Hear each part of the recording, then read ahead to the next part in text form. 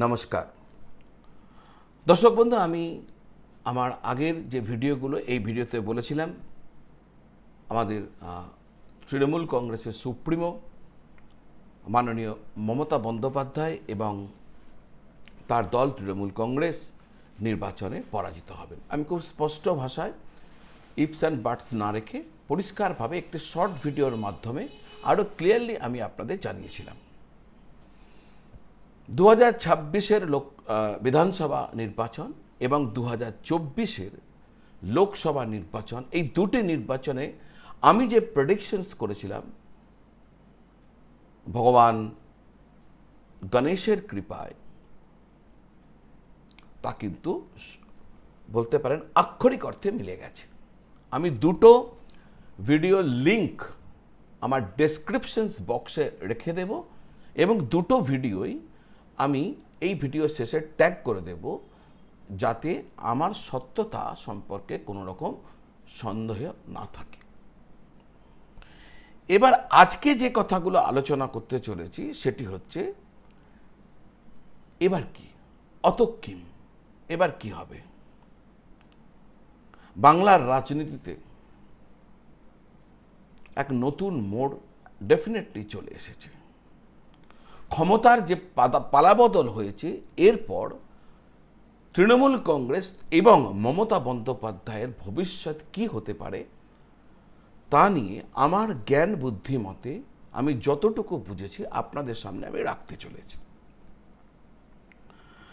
জ্যোতিষশাস্ত্র অনুসারে মমতা বন্দ্যোপাধ্যায়ের দীর্ঘদিনের যে ভালো সময় চলছিল বা অর্থাৎ যে ভালো দশা চলছিল সেটি কিন্তু অলরেডি শেষ। বর্তমানে তার লগ্ন এবং রাশি উভয় বিচারে অত্যন্ত নেতিবাচক সংকেত একদম স্পষ্ট।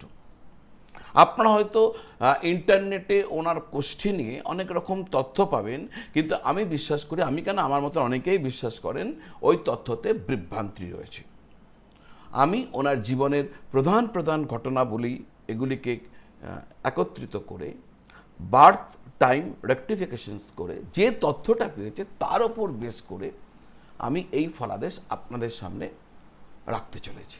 এবং তার সাথে সাথে তৃণমূল কংগ্রেসের যখন যেদিনকে তৈরি হয়েছিল 1998 সালের 1 জানুয়ারি, সেটিকে সাথে রেখে এই আলোচনা আমি আপনাদের সামনে রাখতে চলেছি। এটা হচ্ছে আমার আধার। তো আমি যে তথ্য আমার কাছে রয়েছে মাননীয়া মমতা বন্দ্যোপাধ্যায়ের জন্ম তথ্য সম্পর্কে, সেই অনুযায়ী বর্তমানে তার বুধের দশা চলছে। অনেকেই অবাক হয়ে যাবেন, আমি আবার বলছি, যারা অবাক হচ্ছেন হয়ে যান, কিন্তু আমি বার্থ টাইম রেকটিফিকেশনস এবং তার সাথে সাথে তার জীবনের যে ঘটনাবলীগুলি রয়েছে সেগুলোকে একত্রিত করে আমি দেখেছি এই যে আমি সময় পেয়েছি বা যা কিছু পেয়েছি তথ্য, সেটা কিন্তু অনেকটাই মিলে গেছে। আর তার উপর বেস করে আমি যে লাস্ট প্রেডিকশনসটা করেছিলাম সেটাও কিন্তু মিলে গেছে। ফলে এটা একদম সঠিক বলে আমি বিশ্বাস করি। আর সেই অনুযায়ী তার এখন বুধের দশা চলছে। এই বুধের দশা ইঙ্গিত দিচ্ছে যে তিনি এখন রাজনীতি থেকে কোনো মতে বিদায় নেবেন না, তিনি রাজনীতিতে থাকবেন। লড়াকু নেত্রী হিসাবে তিনি তার লড়াই চালিয়ে যাবেন, কিন্তু রাজনৈতিক সাফল্যের মুখ দেখা তার জন্য কঠিন থেকে কঠিনতর হয়ে উঠবে।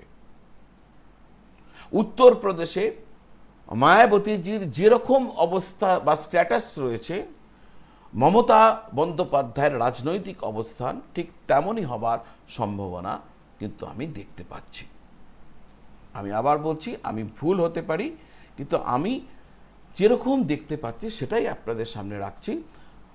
আর আমি তারও আগে একটা ডিসক্লেমার দিয়ে দিই, আমি কোনো রাজনৈতিক দলের সাথে কোনোভাবেই যুক্ত নই।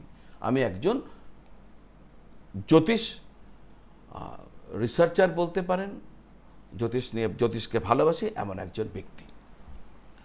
এবার আসা যাক তৃণমূল কংগ্রেস দলটির সম্পর্কে। নির্বাচনে পরাজয়ের পর তৃণমূল কংগ্রেস দলটির মধ্যে বড়সড় ফাটল দেখা দেবে। খুব শীঘ্রই এই দলটি ছোট ছোট উপদলে বিভক্ত হয়ে যেতে পারে। আগামী দিনে বাংলার রাজনীতিতে এই দলের যে দাপট ছিল, সেই দাপট বা প্রভাব আর দেখা যাবে না।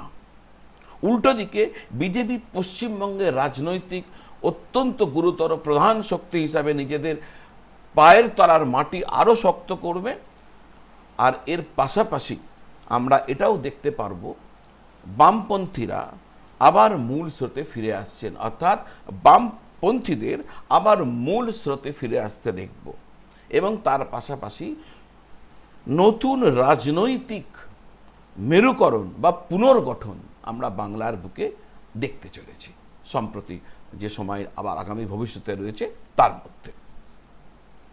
দর্শক বন্ধু, এবার একটা অত্যন্ত গুরুত্বপূর্ণ আমি বিষয় আপনাদের সামনে রাখতে চলেছি, সেটা হচ্ছে এই যেটা রাখতে চলেছি এর আধার হচ্ছে মেদিনী জ্যোতিষ অর্থাৎ মুন্ডান অ্যাস্ট্রোলজি। তো মুন্ডেন চার্ট অনুযায়ী অর্থাৎ মেদিনী জ্যোতিষ অনুযায়ী এই যে মে মাস, এই মে মাস পশ্চিমবঙ্গের পক্ষে অত্যন্ত সংবেদনশীল। রাজ্যে ব্যাপক ধর্মীয় উত্তেজনা, দাঙ্গা, হিংসাত্মক পরিস্থিতি ইত্যাদি সৃষ্টি হওয়ার কিন্তু প্রবল আশঙ্কা রয়েছে। পরিস্থিতি এতটাই অস্থিতিশীল হয়ে উঠতে পারে যে রাষ্ট্রপতি শাসন জারি করার মতন অবস্থাও কিন্তু এসে যেতে পারে। তবে সাধারণ মানুষের কোনো চিন্তা নেই। নতুন বর্তমান সরকার অত্যন্ত সজাগ থাকবেন এবং সমস্ত রকম পরিস্থিতি তারা নিয়ন্ত্রণ করতে সক্ষম হবে। যখন আমি মেদিনী জ্যোতিষ নিয়ে কিছু কথা বলতে চলেছি, তাহলে এর সাথে আরও কিছু আপনাদের সামনে রেখে দিচ্ছি।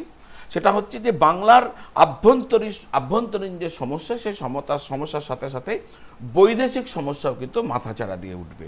বাংলাদেশ ও চীন সীমান্ত দিয়ে ভারতের জাতীয় নিরাপত্তা বিঘ্নিত করার একটা বড় অপচেষ্টা আমরা দেখতে পেতে পারি।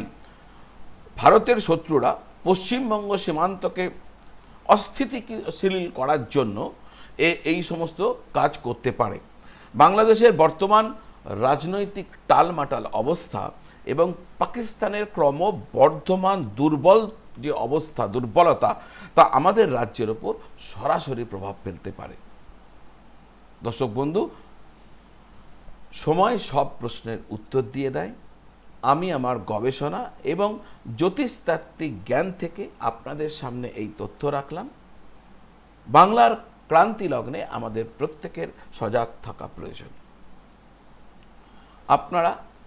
আপনাদের কি মতামত আমাকে কমেন্টে জানাবেন, আর ভালো লাগলে এই ভিডিওটি শেয়ার করবেন, যাতে এই ধরনের ভিডিও জ্যোতিষ সংক্রান্ত আপনাদের কাছে নিয়মিত পৌঁছতে থাকে।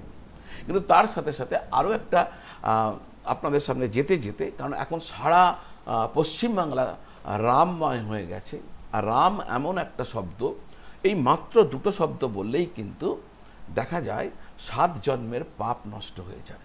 তার যেতে আমি ভগবান রামকে নিয়ে অনেক মন্ত্র আমার বিভিন্ন ভিডিওতে বলেছি, কিন্তু আজ একটা দেহাতি মন্ত্র বলুন, একটা দেহাতি কথা বলুন, একটা শ্লোক বলুন, সেটা আপনাদের সামনে রাখতে চলেছি। খুব ইম্পর্টেন্ট এটা।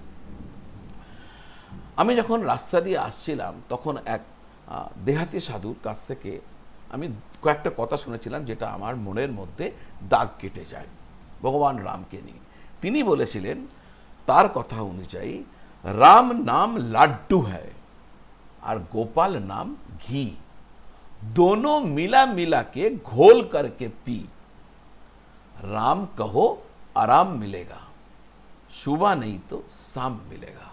तो दर्शक बंधु, যারা ভগবান রামকে রাম রাজ্য প্রতিষ্ঠা করার জন্য নিরন্তর প্রয়াসরত ছিলেন, পশ্চিমবঙ্গের মাটিতে হতে পারে 50 বছর সময় লেগেছে, কিন্তু তারা কিন্তু আজকে তাদের সাফল্য পেয়ে গেছে। সুতরাং রাম কহো আরাম মিলেগা, সুবা নেই তো শাম মিলেগা। তো আজ এই পর্যন্ত, আবার দেখা হবে। সকলে ভালো থাকুন, সকলকে ভালো রাখুন। নমঃ শিবায়।